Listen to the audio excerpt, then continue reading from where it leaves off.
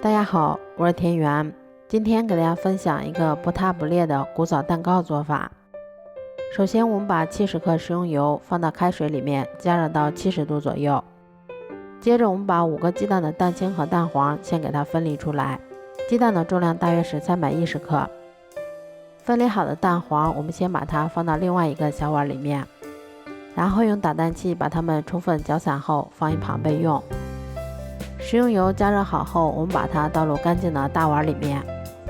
接着我们再往里面筛入95克的低筋面粉，然后用打蛋器画 Z 字形把它们充分搅拌均匀。搅匀后，我们先加入85克的牛奶，再把我们搅散的鸡蛋黄也加进来，然后用打蛋器画 Z 字形把它们再次充分搅拌均匀，一直搅拌成像这样细腻无颗粒的蛋糊就可以啦。接着我们在蛋清里面先加入几滴白醋去腥，然后再往里面加入80克的白糖。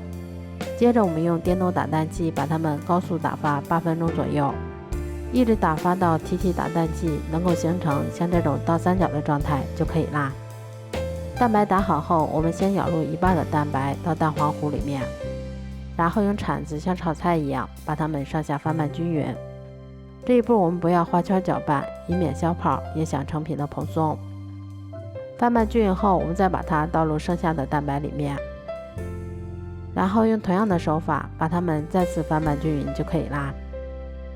面糊调好后，我们先把它倒入铺有硅油纸的8寸蛋糕模具里面，最后我们再用铲子把表面给它稍微摊平整一些。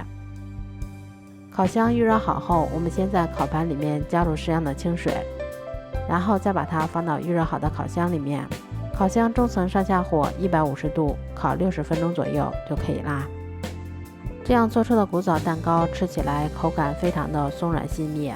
而且自己在家做的没有任何添加剂，用来给孩子当做平时的小甜点也是很好的选择。